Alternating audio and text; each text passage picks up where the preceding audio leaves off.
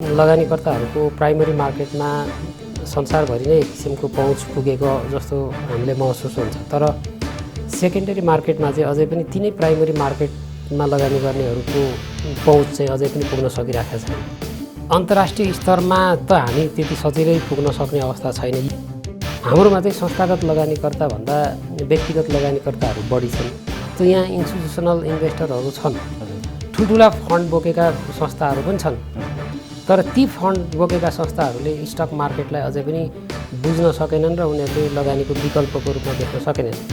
Nepal stock एक्सचेन्जले marketing गर्नुपर्छ, उसले बुझाउनुपर्छ कि संस्थाहरूलाई यहाँ पनि यो पनि एउटा इन्भेस्टमेन्टको अल्टरनेटिभ हो है भन्ने कुरा धितोपत्र बोर्डले पनि मार्केटिङ गर्नुपर्छ। बोर्डै व्यापारी भइसक्यो, उ त दैनिक कारोबारबाट कमिसन लिने भइसकेपछि त कमिसन खानको लागि त जति ठुलो मार्केट बनाउन सक्यो त्यति ठुलो पैसा आउँछ होइन। कनेक्ट आइपिएस अथवा यो इलेक्ट्रोनिक पेमेन्ट सिस्टमको जुन डेभलपमेन्ट भयो, यो डेभलपमेन्टले गर्दाखेरि यो कारोबार भोल्युमलाई तपाईँको चाहिँ साथ दिएको हो। यदि अझै पनि हामी चेकबाटै कारोबार गर्ने, चेकै लिने, ब्रोकरबाट भन्यो भने यो कारोबार भोल्युम हुनै सक्दैन। अहिले राष्ट्र ब्याङ्कले जुन ब्याज दरमा क्याप लगाइदियो, यसको मतलब 10%को डिफरेन्समा तपाईँको चाहिँ घटाउने या बढाउने भन्ने कुरा जुन गर्यो, यसले चाहिँ एक किसिमको इन्भेस्टरमा कन्फिडेन्स चाहिँ डेभलप गरेको छ। कतिपय कुराहरूमा राष्ट्र ब्याङ्क यो बजारको भोलाटिलिटी भन्दा उसका नीति बढी भोलाटिलिटी पनि छन्। त्यहाँ हरेक व्यक्तिका माइन्ड चल्छन्। त्यहाँ अल्पकालमा जस्तोसुकै भए पनि छोटो समयमा अलिकति लङ टर्ममा हेर्ने हो भने मार्केट 3200 भन्दा अथवा यो अङ्कभन्दा माथि नै तपाईँको जाने सम्भावना रहन्छ। मार्केटमा त्यो सबैले कमाउने भयो त मार्केटबाट तपाईँको चाहिँ एक किसिमको इन्भेस्टरहरूको गुनासो हामीले सुन्नै पर्दैन थियो। जसले आफ्नो योजना नै बिना तपाईँको चाहिँ मार्केटमा प्रवेश गरिराखेको हुन्छ, उसले बढ्दो बजारमा त पैसा बनाउला, अवश्य पनि बनाउँछ हेर्नुहोस्। तर मार्केट सधैँ बढ्छ भन्ने त छैन। कति कम्पनीहरू यस्ता हुन्छन् जो तपाईँको एक समयमा राम्रो बढिदिन्छन्, फेरि कहिले पनि त्यो पिरियडमा त्यो पोइन्टमा फर्केर पनि पुग्दैन हेर्नुहोस्। संसारका धनी हेर्ने हो भने 300 बिलियनको मान्छे तपाईँको एउटा त्यही सेयरकै प्राइसले बन्या त हो। पैसा लाउने बित्तिकै सधैँ तपाईँको पैसै बन्छ भन्ने पनि होइन। त्यसमा आफ्नो एउटा रिस्कको लेभल पनि डिटर्मिन गर्नुपर्ने हुन्छ, कतिसम्म आफूले रिस्क लिने भन्ने कुरा। त्यति 2-2.5 वर्षको लागि इन्भेस्ट गर्छ, 5 वर्षलाई इन्भेस्ट गर्छ भने त्यो हरेक दिनका अप एन्ड डाउनलाई तपाईँको हेरेर आत्तिनुपर्ने, दौडिनुपर्ने हुँदैन। मार्केटमा जति तपाईँको चाहिँ मार्केटको ट्रेन्ड अप हुँदै जान्छ, त्यति नयाँ इन्भेस्टरहरू त मार्केटमा आइ नै राखेको हुनुहुन्छ। हामीले 2000 रुपियाँको जुत्ता किन्नको लागि यति समय र यति इन्फर्मेसन लिएर यति योजना बनाएको हुन्छ हेर्नुहोस्। तर आज हामीले त्यही 2000 को ठाउँमा 2 लाख रुपियाँ लाउनु पऱ्यो भने हामीले कति नलेज लिन्छौँ त हामी। अब मैले तपाईँको 62तिर सेयरको तालिम सुरु गर्दाखेरि धेरैजना चाहिँ छक्क पर्थ्यो हेर्नुहोस्। सेयर बजार अलिअलि कारोबार गर्नेहरू पनि सेयरको पनि तालिम हुन्छ र यस्तो पनि चल्छ, यो के गरेको भन्थे हेर्नुहोस्। भनेको सेयर पनि हरेक व्यक्तिलाई सुहाउने अलग अलग सेयर हुन्छन्, लगानीका अलग अलग तरिकाहरू हुन्छन्। त्यसले गर्दा इन्भेस्टरले त्यो आफ्नो उद्देश्य र चाहना अनुसारको लगानी गर्नको लागि पहिला सिक्नु चाहिँ पर्छ। सबैभन्दा कमजोरी त धितोपत्र बोर्डको कमजोरी हो। त्यहाँको नेतृत्वले देख्न नसकेका कुराहरू हुन्। जब हामीले बजारमा गएर 600मा किनेर त्यसको सेयरको भाउ 10% मात्रै घट्यो, 500 तपाईँको चाहिँ 40मा आयो, 50मा आयो, 60मा आयो भने त्यो 40-50 रुपियाँ घट्दाखेरि जुन किसिमको तपाईँको हाम्रो दिमागमा अथवा हाम्रो शरीरमा एक किसिमको तरङ्ग उत्पन्न हुन्छ त्यो घाटाले, त्यो सिकाइ चाहिँ सबभन्दा ठुलो कुरा हुन्छ। जसले म्युचुअल फन्ड ल्यायो उसले आफूलाई मार्केटिङ गर्न पनि सकिरहेको छैन। अर्को जसले त्यसलाई स्वीकृति दियो उसले पनि मार्केटिङ गर्न सकेको छैन। त्यो पनि म्युचुअल फन्ड हुन्छ, त्यो पनि त्यसरी पनि कारोबार हुन्छ भन्ने अझै पनि इन्भेस्टरको दिमागमा छ। अझै त्यहाँ हुन्छ भन्ने नै उसलाई थाहा छैन। मैले कति पैसा लाउने भन्ने कुरा त उसँग एउटा त हुन्छ, तर त्यसको एउटा वैज्ञानिक हिसाबले उसले चाहिँ इन्भेस्ट गरिराखेको हुँदैन उसको पैसा।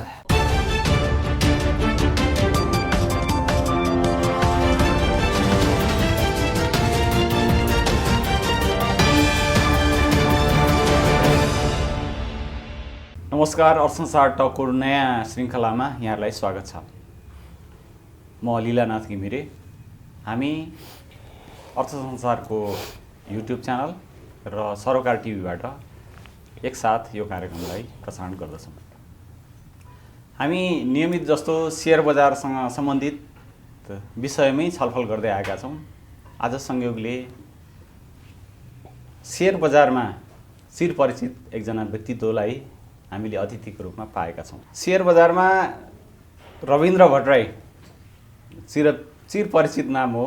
उहाँ कुनै समय सेयर विज्ञको रूपमा सञ्चारकर्मीहरूले कोट लिनुपर्दा उहाँ मात्र निर्विकल्प हुनुहुन्थ्यो। उहाँले सेयर बजारमा कसरी कमाउने, सेयर बजार कसरी बुझ्ने, ब्याङ्किङ सेक्टर के हो, बिमा सेक्टर के हो भनेर चिनाउने बुझाउने आधा दर्जनभन्दा बढी पुस्तकहरू लेख्नुभएको छ।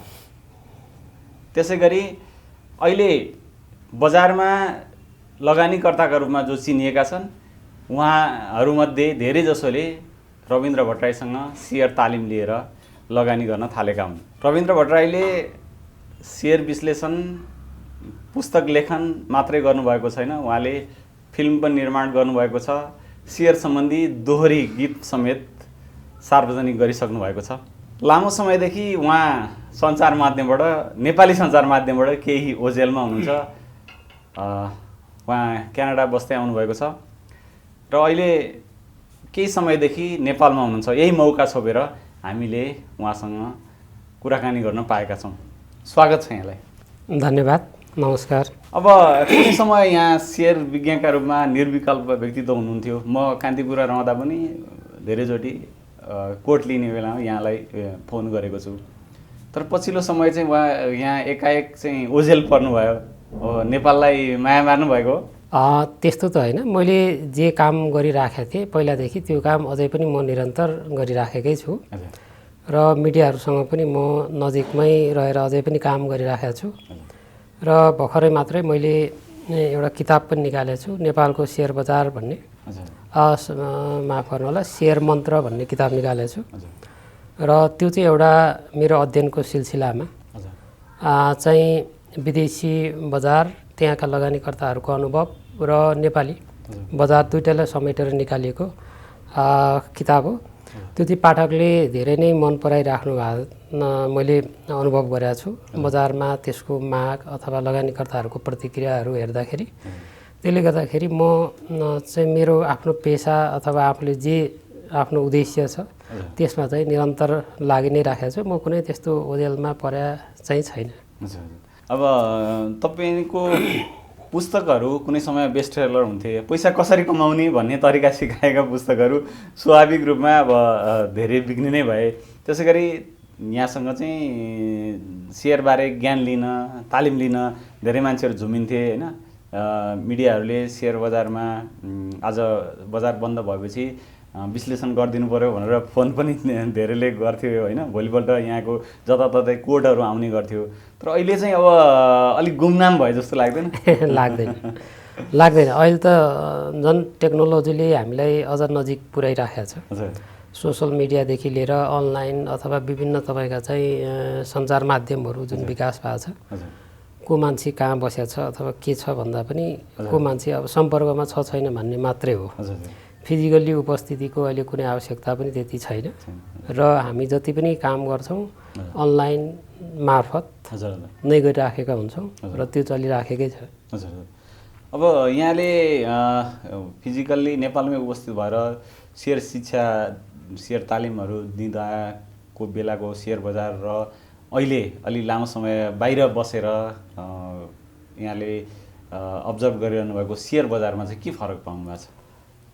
सेयर बजारमा अहिले जुन तपाईँको चाहिँ यो 60 भन्दा यता विशेष गरी तपाईँको 64-65 जुन बेला ब्रोकरहरूले सेयर किनबेच गर्दा कराएर कारोबार गर्नुपर्ने हुन्थ्यो, त्योभन्दा यता कराएर कारोबार गर्ने कुरालाई बन्द गरेर कम्प्युटरको माध्यमबाट अनलाइन सिस्टमबाट जुन कारोबार सुरु भयो र त्यो पछि सेयर बजारमा धेरै परिवर्तनहरू आए। सेयरको डिम्याट खाता अथवा सेयरको डिम्याट गर्नेदेखि लिएर तपाईँको अहिले जुन इन्भेस्टरले आफै कारोबार गर्ने जुन अनलाइन कारोबारको कुरा गरिएको छ र त्यो चलिराखेको छ, यसले चाहिँ इन्भेस्टरलाई धेरै नै तपाईँको चाहिँ सहज वातावरण क्रिएट गरेको जस्तो मलाई लाग्छ। तर अझै पनि हामीसँग जति तपाईँको चाहिँ टेक्नोलोजिकली तपाईँको चाहिँ स्टक मार्केटमा डेभलपमेन्ट हुनुपर्ने थियो त्यो चाहिँ हुन सकिराखेको छैन। जति तपाईँको इन्भेस्टरले फाइनेन्सियल प्रडक्टहरू इन्भेस्टमेन्ट लगानी गर्ने तपाईँका विकल्पहरू पाउनु पर्थ्यो त्यो पनि अझै सम्बन्धित निकायहरूले विकास गर्न सकेका छैन। जस्तो नेपाल धितोपत्र बोर्डले विशेष गरी त्यससँग सम्बन्धित कानुनहरू निर्माण गर्न सकेका छैन। अरू कुरा लगानीकर्ताहरूको प्राइमरी मार्केटमा संसारभरि नै एक किसिमको पहुँच पुगेको जस्तो हामीलाई महसुस हुन्छ। तर सेकेन्डरी मार्केटमा चाहिँ अझै पनि तिनै प्राइमरी मार्केटमा लगानी गर्नेहरूको पहुँच चाहिँ अझै पनि पुग्न सकिरहेको छैन। भने हामी अझै पनि धेरै तपाईँको चाहिँ पछाडि नै छौँ। हामी अगाडि बढ्ने कुरामा चाहिँ एउटा किस्ताबन्दीको रूपमा मात्रै अगाडि बढिराखेका छौँ। 5 वर्षमा एकपटक एउटा काम गरेर मार्केटमा चाहिँ चेन्जको अनुभव ल्याउन खोजिरहेका छौँ। त्यो चाहिँ होइन, अहिले हामीलाई चाहिएको चाहिँ प्रत्येक दिन जस्तो इन्भेस्टरहरूलाई नयाँ नयाँ कुराहरू चाहिँ मार्केटमा ल्याउनु पर्ने आवश्यकता छ। त्यो चाहिँ हुन सकिरहेको छैन। अहिलेको त्यसो भए नेपालको बजार चाहिँ अन्तर्राष्ट्रिय स्तरमा पुगिसकेको छैन भन्न खोज्नुभयो? अन्तर्राष्ट्रिय स्तरमा त हामी त्यति सजिलै पुग्न सक्ने अवस्था छैन। यही तरिकाले मात्रै, यही सोच अथवा यस्तै म्यानेजमेन्टले मात्रै त हामी उनीहरूको स्तरमा त हामी पुग्न सक्दैनौँ। तर हामीले प्रयास गरिराख्यौँ भने चाहिँ अहिलेको तपाईँको यो टेक्नोलोजिकल डेभलपमेन्टले गर्दाखेरि उनीहरूले जति समय लगाए उनीहरू त्यहाँ पुग्नको लागि हामी त्यो समयभन्दा चाहिँ चाँडो पुग्न चाहिँ सक्छौँ। किन हामीले अब धेरै त्यो उनीहरूले गरेका रिसर्चहरू फेरि गरिरहन आवश्यकता छैन। हामीले त उनीहरूले गरेका रिसर्चहरूलाई एउटा कपी गर्ने मात्रै हो। हाम्रो मार्केटलाई सुहाउँदो तपाईँका प्रडक्टहरू ल्याउने मात्रै हो। हाम्रो मार्केट इन्भेस्टरलाई सुहाउँदा तपाईँको चाहिँ बजार सिस्टम क्रिएट गर्ने मात्रै हो। त्यो त अलरेडी गरिसकेको छ। तर हामी त्यति पनि गर्न सकिरहेका छैनौँ। अब यहाँ त क्यानाडामा बसेर त्यहाँको बजार पनि नजिकैबाट हेर्नुभएको होला। क्यानाडाको बजार र यहाँको बजारलाई चाहिँ तुलना गरिदिनुहोस् न अलिकति। अब त्यहाँको मार्केट र यहाँको मार्केटमा केही समानताहरू छन्। जस्तो इन्भेस्टरको बिहेभियरमा चाहिँ कतिपय कुराहरूमा समानता हुन्छ। त्यहाँ इन्भेस्टरहरूले देखाउने बिहेभियर र यहाँको इन्भेस्टरले देखाउने बिहेभियरमा चाहिँ समानता पाइन्छ। हेर्नुहोस्, भनेको मतलब कुनै एउटा किसिमको न्युज आयो भने त्यो न्युजको आधारमा मार्केटमा तपाईँको चाहिँ कुनै कम्पनीमा झुम्बिने अनि त्यस पछाडि फेरि त्यो न्युज चलाउँदै गएपछि त्यो सेयरको प्राइस अब वास्तविक त्यो मूल्य बढ्ने थियो अथवा थिएन भन्ने कुरा त्यत्रो धेरै ख्याल नगरी एकैचोटि तपाईँको चाहिँ हाम फाल्ने अनि बिस्तारै त्यो न्युजको वास्तविकता थाहा हुँदै गएपछि खराब न्युज रहेछ, मार्केट फेरि पहिलाकै ठाउँमा फर्किने र एउटा लेभलमा इन्भेस्टरहरू त्यहीँ फसि नै राख्ने। अब राम्रो न्युज रहेछ भने तपाईँको त्यो राम्रो न्युजको पछाडि त्यसको लङ टर्म इफेक्ट हुने रहेछ भने त्यही किसिमले इन्भेस्टरहरू दौडिने। त्यो चाहिँ संसारभरि नै इन्भेस्टरहरूको एउटा मानसिकता बिहेभियर चाहिँ करिब उस्तै हुन्छ। तर अब त्यहाँ र यहाँ चाहिँ त्यहाँ बढी संस्थागत लगानीकर्ताहरू भनेको अलिक विकसित अब अमेरिका, क्यानाडा, युरोप बढी संस्थागत लगानीकर्ताहरूको डोमिनेन्ट भएको मार्केट, ठुलो पुँजी फन्ड लिएर चाहिँ उनीहरूले इन्भेस्ट गर्ने, मार्केटमा त्यही किसिमको पोर्टफोलियोहरू क्रिएट गर्ने उनीहरूको त्यो सिस्टम। हाम्रोमा चाहिँ संस्थागत लगानीकर्ता भन्दा व्यक्तिगत लगानीकर्ताहरू बढी छन्। अहिले संस्थागत लगानीकर्ताहरू बिस्तारै डेभलप त भइराखेको छ। तर उनीहरूलाई प्रमोट गर्ने र उनीहरूले तपाईँको चाहिँ मार्केटमा इन्डिभिजुअल इन्भेस्टरहरूको फन्ड लिएर त्यसलाई म्यानेज गरेर अनि एउटा इन्स्टिट्युसनल इन्भेस्टरको फिलिङ चाहिँ मार्केटलाई दिन सक्ने किसिमको वातावरण चाहिँ बनेन। जस्तो यहाँ इन्स्टिट्युसनल इन्भेस्टरहरू छन्, ठुल्ठुला फन्ड बोकेका संस्थाहरू पनि छन्। तर ती फन्ड बोकेका संस्थाहरूले स्टक मार्केटलाई अझै पनि बुझ्न सकेनन् र उनीहरूले लगानीको विकल्पको रूपमा देख्न सकेनन्। उदाहरणको लागि जस्तो कर्मचारी सञ्चय कोष भन्ने त्यत्रो ठुलो संस्था, त्यत्रो पुँजी भएको संस्था छ, उसले एउटा मार्केटमा राम्रो उपस्थिति जनाएर इन्भेस्ट गर्नुपर्ने, पोर्टफोलियो म्यानेज गरिदिनु पर्ने हो त्यत्रो ठुलो पुँजी भएको संस्थाले। तर उसको पैसाको एउटा ठुलो हिस्सा चाहिँ खालि तपाईँको चाहिँ फिक्स्ड डिपोजिटमा मात्रै केन्द्रित भएको, अथवा अहिले पछिल्लो समयमा चाहिँ अलिकति तपाईँको चाहिँ गभर्मेन्टले प्रेसर दिएर तपाईँको चाहिँ उसको इन्ट्रेस्टमा उसले चाहेका संस्थाहरूतिर लगानी गरिदिने त्यस्तो किसिमको वातावरण भयो। त्यस्तै तपाईँको चाहिँ यी प्रहरीसँग सम्बन्धितमा पनि कोषहरू छन्, सैनिक कल्याणकारी कोषहरू भन्ने छन् तपाईँका। यहाँ पनि संस्थाहरू छन्, पुँजी छ। तर के चाहिँ देखिएन भन्दाखेरि त्यो संस्थाहरूमा रहेको पुँजीलाई एउटा स्टक मार्केटमा इन्भेस्ट गरेर एउटा राम्रो पोर्टफोलियो बनाउने, जस्तो सेयरको, बन्डको, तपाईँको चाहिँ फिक्स डिपोजिटकै होस् अथवा अन्य सेक्टरमा जहाँ आफ्नो लगानी गर्न सक्ने तपाईँको नियम कानुन प्रावधान छ त्यसमा गएर राम्रो पोर्टफोलियो बनाउने बनाएर तपाईँको त्यसको एउटा रिटर्न लिने चाहिँ त्यो चाहिँ मैले अझै पनि अथवा यहाँको मार्केटले त्यो अझै पनि फिल गर्न सकेको छैन हेर्नुहोस्। भने हामीले चाहिँ संस्थागत लगानीकर्तालाई पनि प्रमोट गर्दै जाने र त्यही किसिमका इन्स्टिट्युसन डेभलप गरिदिने। कि त त्यहाँ कमजोरी हुनसक्छ तपाईँको चाहिँ यहाँ एक्सपर्टहरूको कमी हो कि या उनीहरूले त्यो मार्केटलाई नै बुझ्न नसकेको, हामीले बुझाउन अरू बुझ्नेले बुझाउन नसकेको, या उनीहरूले बुझ्न नचाहेको, त्यो पनि हुनसक्ने हुन्छ। या तपाईँको चाहिँ सम्बन्धित निकायले मार्केटिङ गर्न नसकेको, जस्तो सम्बन्धित निकाय भनेको चाहिँ जस्तो नेपाल स्टक एक्सचेन्जले मार्केटिङ गर्नुपर्छ, उसले बुझाउनुपर्छ कि संस्थाहरूलाई यहाँ पनि यो पनि एउटा इन्भेस्टमेन्टको अल्टरनेटिभ हो है भन्ने कुरा धितोपत्र बोर्डले पनि मार्केटिङ गर्नुपर्छ। किन यो उसको क्षेत्र हो, अब त ऊ नै व्यापारी भइसक्यो, बोर्डै व्यापारी भइसक्यो, ऊ त दैनिक कारोबारबाट कमिसन लिने भइसकेपछि त कमिसन खानको लागि त जति ठुलो मार्केट बनाउन सक्यो त्यति ठुलो पैसा आउँछ होइन। स्टक एक्सचेन्ज ऊ पनि कमिसनकै तपाईँको व्यापार गरिराखेको छ, ब्रोकर उसले कमिसनको व्यापार गरिराखेको छ, अझ तपाईँको पोर्टफोलियो म्यानेजमेन्ट कम्पनीहरू पनि छन्। भनेको मतलब यिनले चाहिँ पैसा कहाँ छ भनेर चाहिँ त्यस्ता ग्राहकहरू चाहिँ खोजेर हिँड्ने, उनीहरूलाई मार्केटिङ गर्ने, अनि मार्केटमा तिनीहरूलाई ल्याउने, उनीहरूको पोर्टफोलियो बनाइदिने, यो कामहरू चाहिँ गर्नु जरुरत छ जस्तो पनि लाग्छ मलाई। अब यहाँ चाहिँ मिडियामा छाइरहनु भएको बेला सेयर मार्केटमा चाहिँ दैनिक कारोबार केही करोडमा सीमित थियो, अहिले चाहिँ अल टाइम हाई हुँदा 21 अर्ब प्लस एक दिनमै कारोबार भएको छ। अब सम्भवतः करोडमा चाहिँ झर्दैन होला, त्यो अर्बभन्दा माथि नै होला। अब यसलाई चाहिँ कसरी हेर्नु भएको छ, यो कारोबारको भोल्युम चाहिँ यति बढ्नुमा? भोल्युम त बढ्नु तपाईँको समयअनुसार स्वाभाविक नै हो र भोल्युमलाई साथ दिने भन्ने कुरा चाहिँ अहिले पछिल्लो समयमा डेभलपमेन्ट भएको टेक्नोलोजीको कारणले नै हो। जस्तो दुईवटा कारण म देख्छु, एउटा चाहिँ सेयरको अनलाइन कारोबारबाट इन्भेस्टरले आफैले कारोबार गर्न सक्ने भयो, त्यसले उसमाथि एउटा फ्रिडम भयो। भनेको मतलब ब्रोकरलाई यो किनिदे बेचिदे भन्ने तपाईँको चाहिँ एउटा ब्रोकरले 10,000 लगानीकर्ताको कारोबार गरिदिनु पर्ने, समय नहुने, कम्प्युटर नहुने अनेकका समस्याहरू थिए। अहिले प्रत्येक एउटा तपाईँको चाहिँ इन्भेस्टर चाहिँ ब्रोकरैको रूपमा ऊ काम भएको छ, खालि के कमिसन मात्रै उसले पाएको छैन होइन त। एउटा त्यो कारण हो, पहुँचको विस्तार भयो। दोस्रो कारण के भने पेमेन्ट सिस्टममा चाहिँ धेरै ठुलो चेन्ज आयो।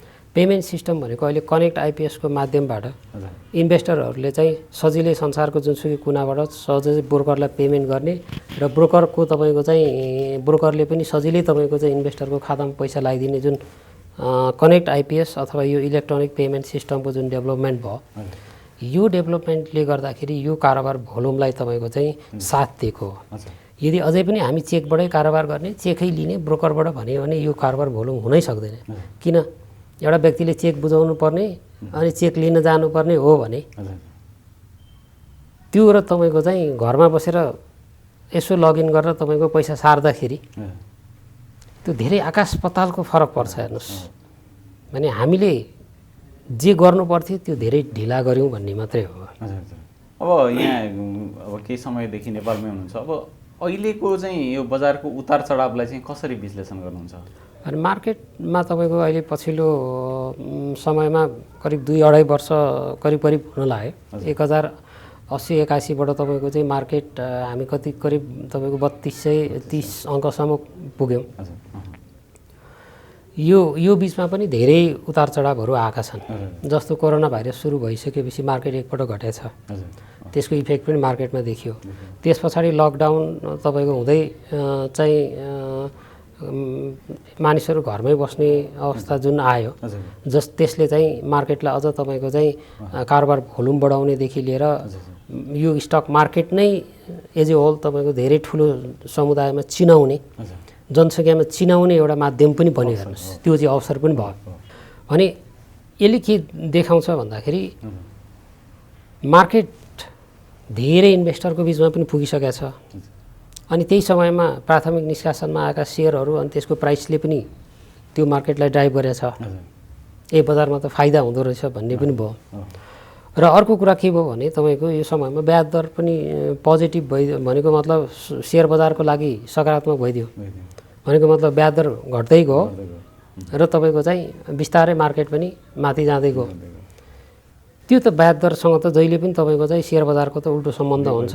ब्याज दर जुन जुन बेला घटेको छ विगतमा हामीले इतिहास हेऱ्यौँ भने पनि प्राइस त्यो बेला बढेको छ र ब्याज दर जुन जुन बेला तपाईँको चाहिँ बढेको छ प्राइस घटेको छ। र अहिले जुन दसैँ यो तपाईँको चाहिँ वरिपरि अथवा दसैँ अगाडि तपाईँको ब्याङ्कहरूले ब्याज दर बढाउने जुन किसिमको कामहरू गरे त्यो ब्याज दर वृद्धि सँगसँगै मार्केटमा चाहिँ सेयर बजार पनि डाउन भइदियो हेर्नुहोस्। एक प्रकार बियरेस जस्तै हो। अब त्यहाँ चाहिँ इन्भेस्टरहरू जस्तो अब 3200बाट तपाईँको करिब 2500 भन्दा तल इन्डेक्स आइसकेपछि अब इन्भेस्टरहरूलाई पनि एक किसिमको डर चाहिँ उत्पन्न चाहिँ भयो तपाईँको हेर्नुहोस्। त्यसले साइकोलोजिकली इम्प्याक्ट गर्नेदेखि लिएर अब मार्केटमा तपाईँको छिर्नुभन्दा बरु ब्याङ्कमै पैसा राख्नु पो ठिक हो कि भन्ने किसिमको एउटा मानसिकतासम्म डेभलप गरायो। भनेको मतलब इन्भेस्टरहरूले यहाँ हेर्नुपर्ने महत्त्वपूर्ण कुरा के हो भने ब्याज दरले धेरै हाम्रो मार्केटलाई चाहिँ ड्राइभ गरिराखेको हुन्छ हेर्नुहोस्, जुनसुकै दिशामा होस्। भने अब अहिले राष्ट्र ब्याङ्कले जुन ब्याज दरमा क्याप लगाइदियो यसको मतलब 10%को डिफरेन्समा तपाईँको चाहिँ घटाउने या बढाउने भन्ने कुरा जुन गर्यो यसले चाहिँ एक किसिमको इन्भेस्टरमा कन्फिडेन्स चाहिँ डेभलप गरेको छ। भनेको अब ब्याज दर जुन किसिमले अगाडि ब्याङ्कहरूले बढाए त्यो हिसाबले चाहिँ उनीहरूले एकैचोटि उनले चाहेको हिसाबमा चाहिँ बढाउन सक्दैनन् या घटाउन सक्दैनन् भन्ने किसिमको एउटा मानसिकता चाहिँ डेभलप भयो।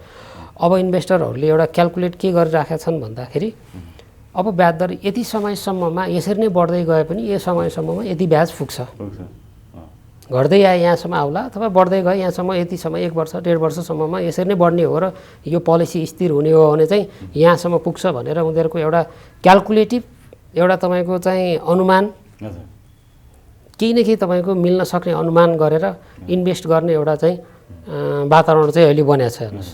अब राष्ट्र ब्याङ्क कति तपाईँको आफ्नो पोलिसीमा अडिग हुन्छ त्यो कुरा महत्त्वपूर्ण कुरा हो।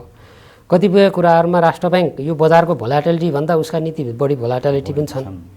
त्यहाँ हरेक व्यक्तिका माइन्ड चल्छन्। त्यहाँ सही कुराका लागि मार्केटको फेयरनेसका लागि होइन, मार्केटको अनफेयर प्र्याक्टिस क्रिएट गराउनको लागि व्यक्तिका दिमाग चल्छन् त्यहाँनिर।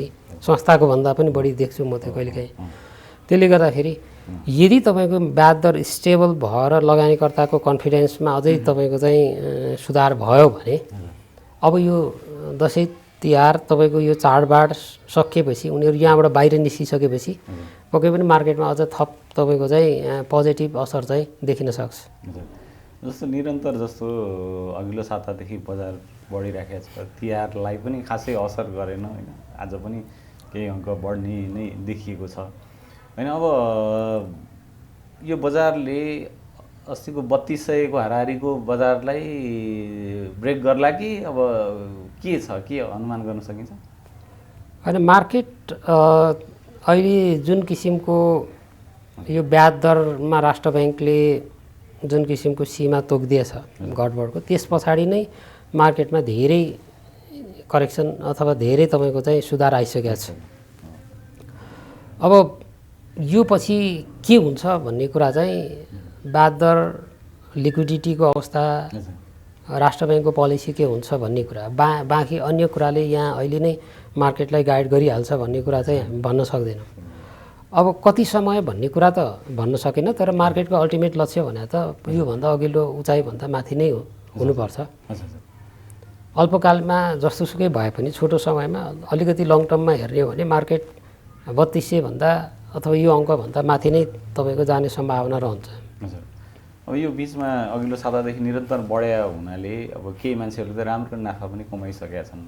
त्यसमा अब अझै होल्ड गर्ने हो कि नाफा बुक गर्ने हो कि अथवा नयाँहरूले प्रवेश गर्ने हो, के गर्ने, के सल्लाह दिने? होइन, अब यहाँ मार्केटमा इन जेनरल सल्लाह त त्यस्तो त हुँदैन तपाईँको। कस्तो यो क्वेसन त तपाईँको सही हो एउटा इन्भेस्टरको पर्सपेक्टिभबाट।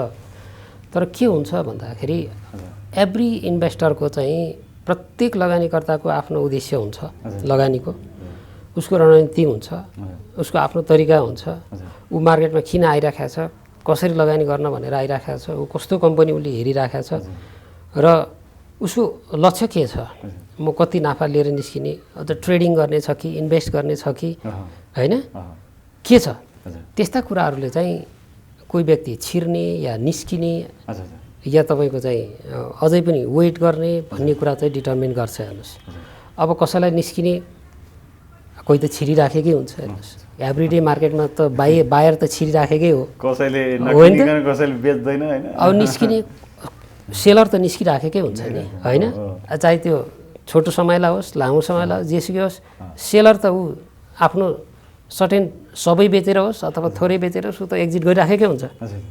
त्यसले गर्दाखेरि यी चाहिँ अलिक भेग खाले क्वेसन पनि हुन्छन्। ती भनेको चाहिँ इन्डिभिजुअल इन्भेस्टरको अब्जेक्टिभ लक्ष्य तपाईँको उद्देश्य उसको तरिकामा चाहिँ भर पर्ने कुरा हुन्छ। अब यहाँसँग सेयरको गुरुसँग मैले कुरा गर्दाखेरि हाम्रो लगानीकर्ताहरूलाई केही टिप्स चाहिँ बाँड्नै पर्छ भन्ने मलाई लाग्छ। अब म त्यसमा केन्द्रित हुन्छु। अब यो बजारमा सेयर खरिद गर्ने सबैले कमाउँछन्? अब सबैले कमाउँछन् भन्ने त हुँदैन मार्केटमा, त्यो सबैले कमाउने भए त मार्केटबाट तपाईँको चाहिँ एक किसिमका इन्भेस्टरहरूको गुनासो हामीले सुन्नै पर्दैन थियो होइन त। यहाँ तपाईँको चाहिँ मैले यति गुमाएँ अथवा मैले यस्तो गरेँ मेरो चाहिँ नोक्सानी भयो भनेर चाहिँ इन्भेस्टरहरू पुरा सोसल मिडियातिर अनलाइनतिर कराइराखेकै पनि हुन्छन्। हेर्नुहोस् मार्केटमा सबैले कमाउने भन्ने हुँदैन। मार्केटमा जसले आफ्नो एउटा प्लान योजनाबद्ध तरिकाले लगानी गर्छ उसले अवश्य तपाईँको एउटा राम्रो नाफा लिएर चाहिँ मार्केटबाट निस्केला अथवा मार्केटबाट पैसा बनाउला भन्ने हो। हेर्नुहोस् जसले आफ्नो योजना नै बिना तपाईँको चाहिँ मार्केटमा प्रवेश गरिराखेको हुन्छ उसले बढ्दो बजारमा त पैसा बनाउला, अवश्य पनि बनाउँछ। हेर्नुहोस् तर मार्केट सधैँ बढ्छ भन्ने त छैन, मार्केटमा त अप्स एन्ड डाउनहरू भइराखेको हुन्छ। अब अप्स हुँदासम्म उसले इन्भेस्ट गरेछ उसले पैसा बनाएछ भने ठिकै छ। अब उसले त्यहाँबाट निस्केर सेल गर्न सकेन भने त अब डाउन हुँदाखेरि त तपाईँको ऊ एक किसिमको निराश हुन्छ। हेर्नुहोस् उसले अब त्यसमा नोक्सानमै बेचिराखे पनि हुन्छ, उसलाई त घाटा भइहाल्यो। हेर्नुहोस् अर्को कुरा के पनि हुन्छ भनेदेखि अब कतिले चाहिँ तपाईँको त्यसलाई अलिकति लामो समय होल्ड पनि गरिदिन्छन्। अब कति कम्पनीहरू यस्ता हुन्छन् जो तपाईँको एक समयमा राम्रो बढिदिन्छन्, फेरि कहिले पनि त्यो पिरियडमा त्यो पोइन्टमा फर्केर पनि पुग्दैन। हेर्नुहोस् भने त्यो समयमै किन्नेहरू त्यो पिकमा अथवा त्यो अवस्थामा किन्नेहरू एउटा नोक्सानमा तपाईँको चाहिँ परिराखेको अवस्था पनि हुन्छ। त्यसले गर्दा हामीले समग्रमा बुझ्ने के हो त भन्दा सेयर बजार अथाह पैसाको ठाउँ पनि हो। यसमा हामीले आफ्नो योजनाबद्ध लगानी गऱ्यौँ भने हामी अथाह पैसा पनि बनाउँछौँ। संसारमा मान्छेहरूले पैसा बनाएको ठाउँ सेयर बजारै हो। हेर्नुहोस् आज संसारका धनी हेर्ने हो भने 300 बिलियनको मान्छे तपाईँको एउटा त्यही सेयरकै प्राइसले बनायो त होइन। आज यहीँ हेर्ने हो भने कम्पनीका तपाईँको चाहिँ सेयर होल्डरको लिस्ट पल्टाएर उसको सेयरको सङ्ख्यालाई प्राइसले गुणन गरिदियो भने त्यहाँबाट पैसा कति छ भन्ने त हामीले त्यहाँदेखि देख्न सकिहाल्छ। हेर्नुहोस् तर यो पनि होइन कि पैसा लाउने बित्तिकै सधैँ तपाईँको पैसै बन्छ भन्ने पनि होइन। त्यसमा आफ्नो एउटा रिस्कको लेभल पनि डिटर्मिन गर्नुपर्ने हुन्छ, कतिसम्म आफूले रिस्क लिने भन्ने कुरा, अनि सँगसँगै कतिसम्म नाफा लिएर मैले निस्किने अथवा कस्तो योजना के को लागि मैले इन्भेस्ट गर्ने भन्ने पनि हुन्छ। कसैले 5 वर्षको लागि लगानी गर्छ, कसैले चाहिँ एकछिनलाई मान्नुहोस् यो एउटा चक्र हुन्छ। यो अप्स एन्ड डाउन चाहिँ 2-2.5 वर्ष घट्ने 4-5 वर्षसम्म बढ्ने पास्टको ट्रेन्ड छ। त्यही भएर मैले चाहिँ अब बढ्न थालेको यति समय हो, अब यति समय होला, यति समय चाहिँ म होल्ड गर्न सक्छु भन्ने किसिमले इन्भेस्ट गरे हुन्छ। हेर्नुहोस् उसले त्यति 2-2.5 वर्षको लागि इन्भेस्ट गर्छ, 5 वर्षलाई इन्भेस्ट गर्छ भने ऊ त्यो हरेक दिनका अप एन्ड डाउनलाई तपाईँको हेरेर आत्तिनु पर्ने दौडिनु पर्ने हुँदैन। तर ऊ त्यसैमा आत्तिनु थाल्यो भने उसले त्यही नोक्सान लिएर अनि मार्केटबाट ऊ निस्किन्छ र कति लगानीकर्ता त बजारमा कहिले छिर्दैन, अब कति फेरि फर्केर आउँछन्। अब कति त्यो नोक्सानमा भएका कति स्टकहरूलाई पनि लामो समयसम्म होल्ड गरिराखेका हुन्छन्, किन उसको एउटा एक्सपेक्टेसन हुन्छ कि कुनै दिन त यसको प्राइस पनि आउला बढ्ला अथवा मेरो पैसा त उठ्ला, म त्योभन्दा अलिकति बढी त मेरो ब्याजसहित भए पनि पैसा त उठाउँला भन्ने हुन्छ। यस्ता अनेक इन्ट्रेस्ट उद्देश्यहरू चाहिँ हुन्छन् इन्भेस्टरका। यो सेयर बजारमा नयाँ प्रवेश गर्नेहरूले चाहिँ के कुरामा ध्यान दिनु पर्ला? नयाँ प्रवेश गर्ने एकदमै बिल्कुलै नयाँ हुनुहुन्छ अथवा मार्केटमा जति तपाईँको चाहिँ मार्केटको ट्रेन्ड अप हुँदै जान्छ त्यति नयाँ इन्भेस्टरहरू त मार्केटमा आइ नै राखेका हुनुहुन्छ। जो नयाँ मार्केटमा आउनुहुन्छ सबभन्दा पहिलो कुरा त शिक्षा नै हो। हजुर शिक्षा भनेको के त भन्दाखेरि हामी पैसा जुन हामीले मेहनत गरेर कति दुःख गरेर बचाएको पैसा हुन्छ, हजुर खाइ नखाइकन तपाईँको एउटा सेभिङ हुन्छ, त्यो हामीले स्टक मार्केटमा इन्भेस्ट गर्न खोज्नुको अर्थ के हो त भोलि केही बढोस्, भोलि केही फाइदा लिउँ, बनाउँ पैसा भन्ने नै हुन्छ। तर त्यो आफ्नो उद्देश्यलाई पूर्ति गर्नको लागि पहिला म कहाँ कसरी किन लगानी गर्दैछु, कति समयको लागि भन्ने कुरा चाहिँ एउटा योजना सहितको एउटा नलेज चाहिँ हुनुपर्छ। भनेको मतलब म कति पैसा लगानी गर्ने, एउटा तपाईँको सामान्य जुत्ता किन्ने जस्तै हो यो। म कति रुपियाँको जुत्ता किन्ने भन्ने एउटा पहिले नै दिमागमा हुन्छ। म 1500, 2000, 5000सम्मको जुत्ता किन्ने भन्ने हुन्छ। कुन कलरको किन्ने भन्ने पनि होला, कुन ब्रान्डको किन्ने पनि होला, म कहाँ गएर किन्ने भन्ने पनि हुन्छ। कतिवटा पसलसँग सोधेर अघि तपाईँको अनलाइनबाट हेरेर पनि हामीले त्यसको प्राइस पनि कम्पेयर गरिसक्यो होला हैन, त्यसका रिभ्यूहरू पनि हामीले हेरे हुन्छ। हेर्नुहोस्, हामीले कति साथीभाइलाई सोधे पनि हुन्छ। हामीले 2000 रुपियाँको जुत्ता किन्नको लागि यति समय र यति इन्फर्मेसन लिएर यति योजना बना हुन्छ। हेर्नुहोस्, तर आज हामीले त्यही 2000 को ठाउँमा 2 लाख रुपियाँ लाउनु पर्यो भने हामीले कति नलेज लिन्छौँ त हामीले। जस्तो म कहाँ लाउँदैछु भनेको म सेयर बजार के हो भन्नेसम्म त थाहा हुन्न, त्यो त थाहै हुँदैन, त्यो त एउटा भेग कुरा हो। हेर्नुहोस्, सेयर के हो, किन्ने कहाँ गर, बेच्ने कहाँ गर, कमिसन कति लाग्छ, ट्याक्स कति लाग्छ, तपाईँको कसले किनिदिन्छ, आफै किन्ने हो कि आफै बेच्ने हो कि होइन, अनि मैले प्रत्येक महिना किन्ने हो कि कति समय राख्ने हो, कस्तो कम्पनीको किन्ने हो, त्यो किनेपछि के पाइन्छ होइन।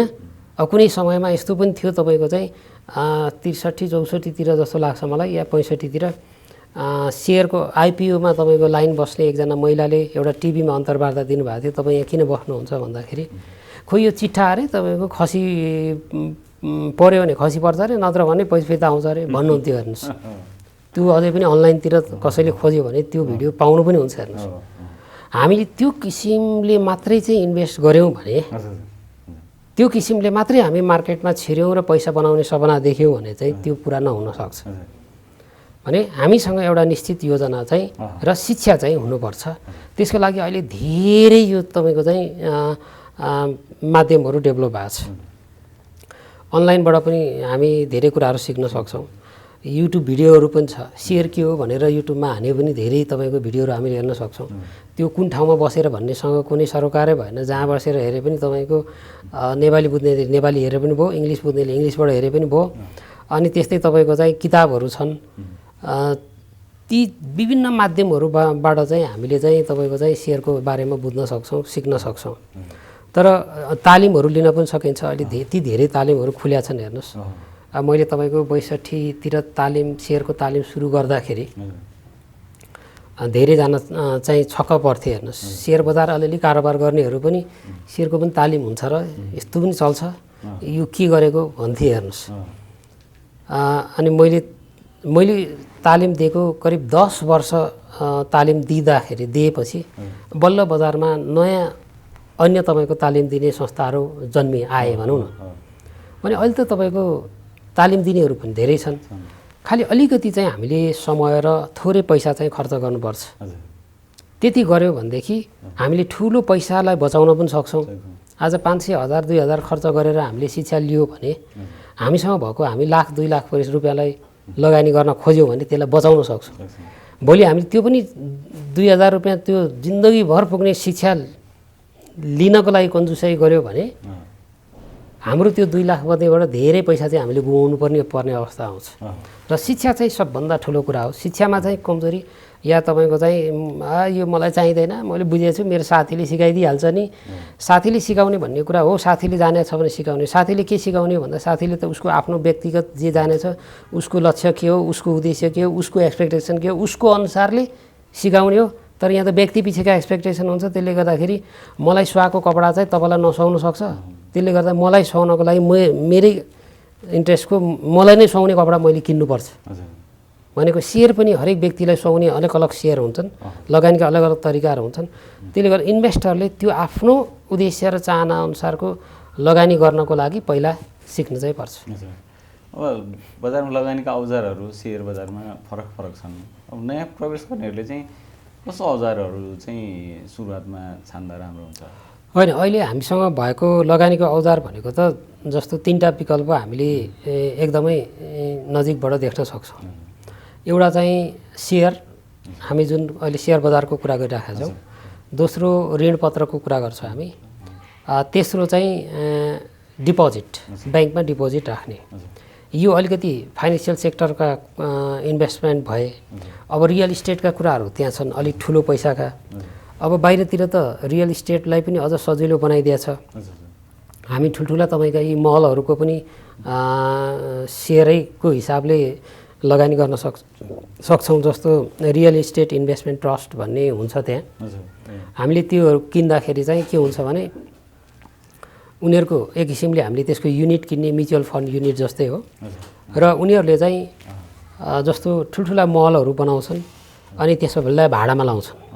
अनि त्यो भाडाबाट आएको पैसा चाहिँ रेन्ट चाहिँ उनीहरूले 80-90% बराबर पैसा चाहिँ के गर्छन् भन्दाखेरि त्यो लगानीकर्ताहरूलाई डिभिडेन्ड अथवा रिटर्नको रूपमा चाहिँ फिर्ता गर्छन् अथवा दिन्छन्। अब नेपालमा त्यो किसिमका रियल इस्टेटमा त्यो हिसाबले इन्भेस्ट गर्ने कुनै विकल्प छैन। सबैभन्दा कमजोरी त धितोपत्र बोर्डको कमजोरी हो। त्यहाँको नेतृत्वले देख्न नसकेका कुराहरू हुन्। अब हामीले यी विकल्पहरूमध्ये भएका मध्ये 3टामा कहाँ जाने भन्ने कुरा हो। अब 3टा मध्ये पनि अब सेयरमा 2टा मार्केटलाई हामी नर्मली हेर्छौँ। एउटा प्राइमरी मार्केट, त्यो त छँदैछ हेर्नुहोस्। कम्पनी सबभन्दा सुरुवात गर्नेहरूको लागि त्यो एउटा कम रिस्क, कम जोखिमको एउटा बजार भयो। सिक्ने एउटा तपाईँको इन्ट्री पोइन्ट पनि भयो। अब त्यो प्राइमरी मार्केटले मात्रै सबै कुरा चाहिँ सेकेन्डरी मार्केटको बारेमा जानकारी दिँदैन। र प्राइमरी मार्केटमा गरेको लगानीले सेकेन्डरी मार्केटको अनुभव कहिले पनि तपाईँलाई दिनै सक्दैन, त्यो फिलिङै दिन सक्दैन। आज प्राइमरीमा हामीले सेयर लाएछौँ, 100 रुपियाँ को सेयर किनेर 10 किता सेयर हामीलाई पर्यो, 1000 रुपियाँ लायौँ भने अब अहिले सूचीकरण हुँदा मैले त्यहाँ हाइड्रो पावरको देखिरहेको छु। अब 1 महिनाभित्र त्यो सेयरको प्राइस चाहिँ 100 रुपियाँ लाएको सेयर अहिले 500-600, 5 गुणा 6 गुणा छ। आज 100 रुपियाँ लाएर 6 गुणा चाहिँ 1 महिनामा देख्ने हाम्रो दिमाग, हाम्रो शरीरको पोजिटिभ कुरा जे छ। अब सेकेन्डरी मार्केटमा गयो भने यसले चाहिँ काम गर्दैन। सेकेन्डरी मार्केटको अप्स एन्ड डाउनलाई हेर्नुहोस्। जब हामीले बजारमा गएर 600 मा किनेर त्यसको सेयरको भाउ 10% मात्रै घट्यो, 500 तपाईँको चाहिँ 40 मा आयो, 50 मा आयो, 60 मा आयो भने त्यो 40-50 रुपियाँ घट्दाखेरि जुन किसिमको तपाईँको हाम्रो दिमागमा अथवा हाम्रो शरीरमा एक किसिमको तरङ्ग उत्पन्न हुन्छ त्यो घाटाले, त्यो सिकाइ चाहिँ सबभन्दा ठुलो कुरा हुन्छ हेर्नुहोस्। अब त्यसले चाहिँ तपाईँलाई धेरै कुरा सिकाउँछ। तपाईँ किन घट्यो भनेर जब खोज्न थाल्नुहुन्छ त्यो खोजाइले चाहिँ तपाईँको सिकाइ चाहिँ एकदम डेप्थमा पुर्याइदिन्छ हेर्नुहोस्। अब तपाईँ बजारको एनालाइसिसहरू हेर्नुहुन्छ, सुन्नुहुन्छ, पढ्नुहुन्छ, त्यस्तै तपाईँ कम्पनीको बारेमा खोज्नुहुन्छ, साथीलाई सोध्नुहुन्छ, पत्रिका पढ्नुहुन्छ, कसैले मेरो कम्पनीको बारेमा कुरा गर्दै हुन्थ्यो भन्ने पनि हुन्छ है, कसैले यो किन घटेको थियो भनेर भनिदिए पनि हुन्थ्यो भन्ने हुन्छ। तपाईँले यति धेरै चासो दिनुहुन्छ कि त्यो चासो दिँदा तपाईँले 10औँ वर्ष कलेजमा तपाईँ युनिभर्सिटीमा पढेको नलेजभन्दा बढी त तपाईँ त्यो एउटा सेयर किनेर 1 महिना 2 महिना राख्दैखेरि तपाईँले थाहा पाइसकेको हुन्छ हेर्नुहोस्। भने तपाईँ सेकेन्डरी मार्केट एउटा विकल्प त त्यहाँ छँदैछ। त्यहाँ धेरै कम्पनीहरू छन्, कम्पनी छानेर हामी त्यहाँ जान सक्छौँ। अब सेकेन्डरी मार्केटमा हामीले ऋणपत्रहरू पनि किन्न सक्छौँ, जसले त अब हामीलाई अब डिभिडेन्ड नदिकन, बोनस नदिई, राइट नदिकन खालि ब्याज मात्रै दिन्छ। एउटा निश्चित समयमा त्यो ऋणपत्र चाहिँ म्याच्योर हुन्छ र कम्पनीहरूले त्यसको पैसा पनि फिर्ता दिन्छ। र यी विकल्पहरू कहाँ जाने भन्ने कुरामा चाहिँ म्युचुअल फन्ड चाहिँ कस्तो? म्युचुअल फन्डमा पनि हामी जान सक्छौँ। म्युचुअल फन्ड चाहिँ सामान्यतया कस्तो भन्दाखेरि विभिन्न उद्देश्य भएका इन्भेस्टरहरू, जस्तो तपाईँसँग पैसा छ तर बजारको बारेमा कति पनि ज्ञान छैन, तर तपाईँ सेयर बजारमा लगानी गर्न चाहनुहुन्छ भने अब तपाईँको पैसा चाहिँ कोही मार्फत लगानी गर्ने एउटा माध्यम हो म्युचुअल फन्ड। तपाईँको पैसा म्युचुअल फन्डलाई तपाईँले दिनुभयो, म्युचुअल फन्डका युनिटहरू खुलेको बेला अब म्युचुअल फन्डले त्यो पैसा लगेर सेयरमा लगानी गर्छ, उसको आफ्नो एक्सपर्टाइज युज गर्छ, अनि त्यहाँबाट कमाएको नाफाले तपाईँलाई डिभिडेन्डको रूपमा उसले पैसा दिन्छ। कमायो भने दिने हो, त्यो पनि कमाएन भने त दिँदैन। अर्को कुरा के हो त भन्दा तपाईँसँग नलेज पनि छ, तपाईँसँग पैसा पनि छ, तर तपाईँसँग समय छैन। समय भनेको मतलब एनालाइसिस गर्ने इन्फर्मेसन लिने सबै कुरा छैन। अब पनि तपाईँ जाने कहाँ त म्युचुअल फन्डमा जान सक्नुहुन्छ, उसको युनिट किनिदिराख्ने, त्यस पछाडि उसले इन्भेस्ट गरिरहेको छ। अर्को के छ भन्दा तपाईँसँग थोरै पैसा छ, धेरै सेयर किन्न सक्नुहुन्न, ठुलो पोर्टफोलियो बनाउन सक्नुहुन्न। तपाईँसँग 10,000 रुपियाँ छ, बजारमा जानुभयो भने त एउटा कम्पनीको सेयर किन्न पनि गाह्रो पर्ने अवस्था आउँछ होइन। कम्तीमा 10 कितै किन्दाखेरि पनि कतिपय कम्पनीको त, अथवा तपाईँलाई चाहेको राम्रो कम्पनी किन्छु भन्यो भने 10,000ले एउटा कम्पनीको सेयर आउला, तपाईँलाई 5वटाको पोर्टफोलियो बनाउनु मन लाग्ला हेर्नुहोस्, त्यो त सम्भव छैन।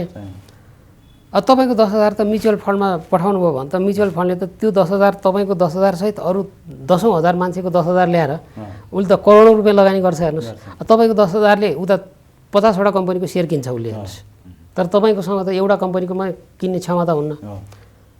भने यी विभिन्न उद्देश्यले लगानी गर्ने अथवा विभिन्न प्रकारका इन्भेस्टरहरू हुन्छन् जसको उद्देश्य एक्सपेक्टेसन पुरा गर्ने काम चाहिँ म्युचुअल फन्डले गरिराखेको हुन्छ। र त्यो एउटा फन्ड म्यानेजमेन्ट कम्पनी हो जसले तपाईँ हाम्रो पैसा सङ्कलन गरेर पैसा अनि त्यसलाई चाहिँ सेयरमा इन्भेस्ट गर्ने, बन्डमा इन्भेस्ट गर्ने, फिक्स डिपोजिटमा राख्ने, उसको आफ्नो रणनीति अनुसार कसरी बढीभन्दा बढी रिटर्न इन्भेस्टरलाई दिन सकिन्छ त्यो हिसाबले काम गर्ने म्युचुअल फन्ड भयो।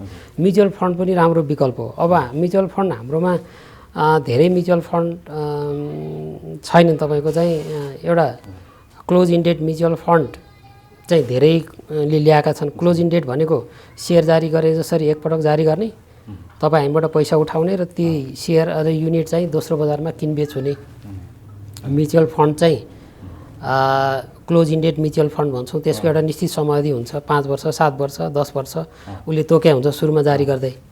त्यो समयावधिपछि त्यो फिर्ता गर्छ तपाईँलाई। त्यो भएको सेयर सबै बेचेर जति हामीले पैसा पाउन सक्छौँ त्यो अनुसार फिर्ता गर्ने भयो।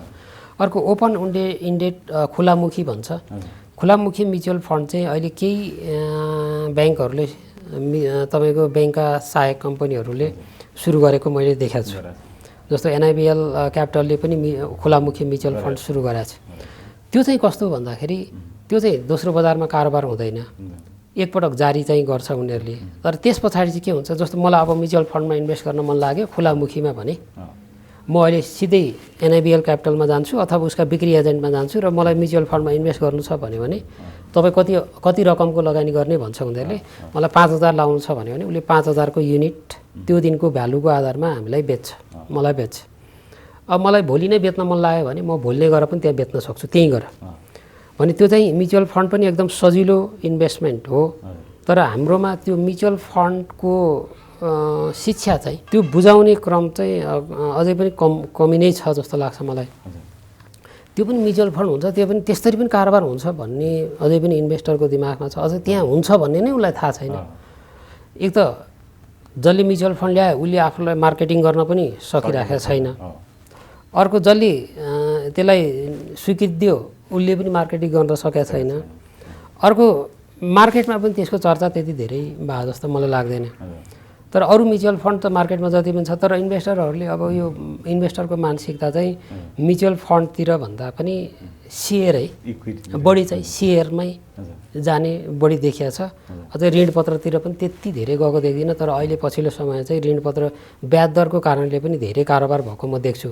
अहिले अगाडिका ऋणपत्रहरू कोही 11%, कोही 12%को ब्याज दिने ऋणपत्रहरू पनि छन्। अब अहिले तपाईँको चाहिँ 5-6%, 7% ब्याज हुँदाखेरि त्यो 11-12% ब्याजवाला चाहिँ ऋणपत्रमा इन्भेस्टरको आकर्षण चाहिँ केही चाहिँ बढेको पनि देख्छु। यी सबै विकल्पहरूमध्ये कुन विकल्पमा जाने भन्ने कुरा चाहिँ इन्भेस्टरको आफ्नो उद्देश्यमा भर पर्छ, रिस्क लिने क्षमतामा भर पर्छ, ज्ञानमा नलेजमा पनि भर पर्छ होइन। त्यस्तै उसको पेसा व्यवसाय लगायत अनेक कुराहरूले त्यसलाई चाहिँ डिटर्मिन गरिराखेको हुन्छ।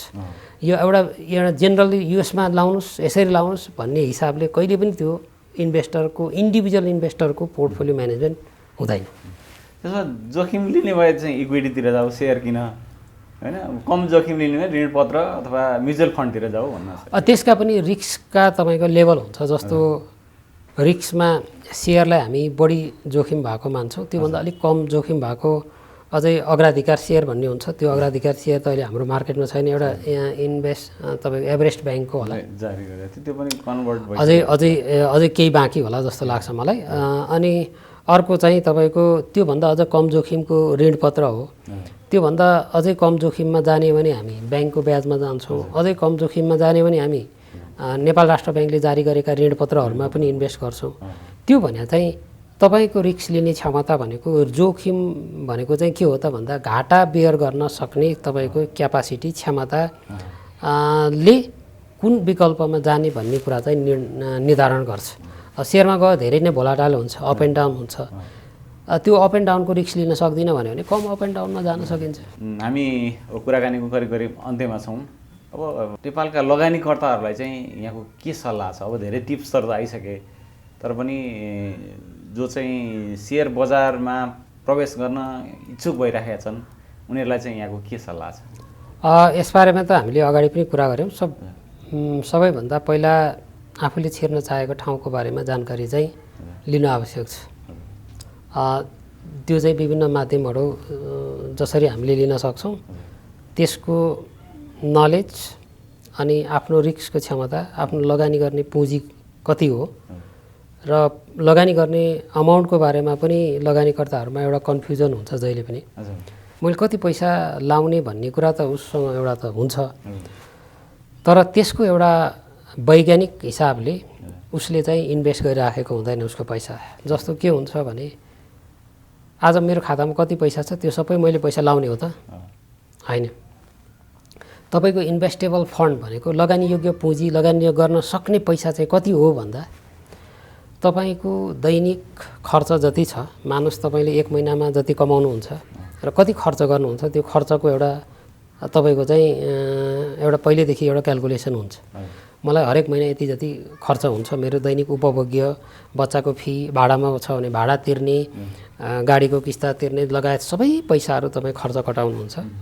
र अझ हामी त्यसलाई अझ बढी वैज्ञानिक बनाउन के गर्छौँ भने त्योभन्दा बाहेक कम्तीमा 6 महिना तपाईँको चाहिँ खाना पुग्ने पैसा, तपाईँको जागिर गयो, तपाईँको कामै पाउनु भएन भने पनि 6 महिना तपाईँले खाना पुग्ने पैसा तपाईँको ब्याङ्कमा सेभिङ, ब्याङ्कमै सेभिङ हुनुपर्छ भन्ने छैन। त्यो पैसा तपाईँको कुनै अलिक कम रिस्क भएको गभर्मेन्ट सेक्युरिटिजमा भए पनि भयो, ब्याङ्कमा डिपोजिट अथवा केही त्यो बराबर पैसा हुनुपर्छ। यदि हामीसँग त्यो क्षमता छ भने, सबैसँग त्यो क्षमता त नहुन सक्छ। अब 6 महिनासम्म त केही काम गर्छु अथवा कमाउँछु भन्ने हुन्छ हेर्नुहोस्। भने त्यो हाम्रो क्राइसिसको समयको लागि पनि आवश्यक पर्ने पैसा पनि हामीले नराखिकन हामी मार्केटमा चाहिँ कहिले पनि इन्भेस्ट नगरौँ। किन मार्केट भने जहिले अपको अप भन्ने हुँदैन। अर्को कुरा, तपाईँका अति आवश्यक र गर्नै खोजिराख्नुपर्ने तपाईँका कामहरूको लागि छुट्याएका पैसाहरू पनि इन्भेस्ट नगर्नुहोस्। बाइक किन्दै हुनुहुन्छ, अहिले योजना बनाइराख्नु भएको छ, अब करिब करिब नजिक पुग्नु भएको छ, 2 दिनलाई लगाइहालौँ त सेयरमा, यसो अलिकति भए पनि 5-10 हजार भए पनि आइहाल्छ कि। त्यो हिसाबले नजानुहोस्। आज तपाईँले इन्भेस्ट गरेर भोलि तपाईँको लागि भनेर बजार माथि नै जानुपर्छ भन्ने छैन। घर किन्न तयार हुनुभएको छ, जग्गा किन्न तयार हुनुभएको छ, कुनै केही काम गर्न, बच्चाको फी तिर्न तयार हुनुहुन्छ, अब यस्ता कुराहरूका पैसा चाहिँ इन्भेस्ट नगर्नुहोस्। यसले तपाईँलाई धेरै ठुलो पीडा दिन्छ हेर्नुहोस्। जुन तपाईँको एउटा जिन्दगीभरको लागि एउटा तयार पार्नुपर्ने बेसै भत्किन्छ। घर भने त जिन्दगीभरको लागि हो नि, होइन? जग्गा भनेको त एउटा जिन्दगीभरको लागि हामीले तयार गर्न लाग्यो। बाइक गाडी नै किन्ने हो भने पनि हामी 10 वर्ष 15 वर्षको लागि काम गरिरहेका छौँ। आज त्यो नै भत्काउने काम नगर्नुहोस् कि त्यसले तपाईँको लाइफमा धेरै चेन्ज ल्याउँछ। तर हामीले यो यस्ता पैसाहरू चाहिँ छोटो समयको लागि भनेर नाफा लिन खोज्यौँ भने हाम्रो लाइफ चाहिँ सेयर बजारले कहिलेकाहीँ डामाडोल पनि बनाइदिन्छ हेर्नुहोस्। र त्यसरी चाहिँ इन्भेस्ट नगरौँ र एकदमै तपाईँले एकदमै अहिले आवश्यक नै नपरेको पैसा भन्ने हिसाबको पैसा मात्रै मार्केटमा योजनाबद्ध तरिकाले इन्भेस्ट गरौँ। धन्यवाद। यहाँले महत्त्वपूर्ण समय दिनुभयो र हाम्रा लगानी गर्न चाहने लगानीकर्ताहरूलाई महत्त्वपूर्ण जानकारी पनि उपलब्ध गराइदिनुभयो। धेरै धन्यवाद। यहाँलाई पनि धन्यवाद। नमस्कार।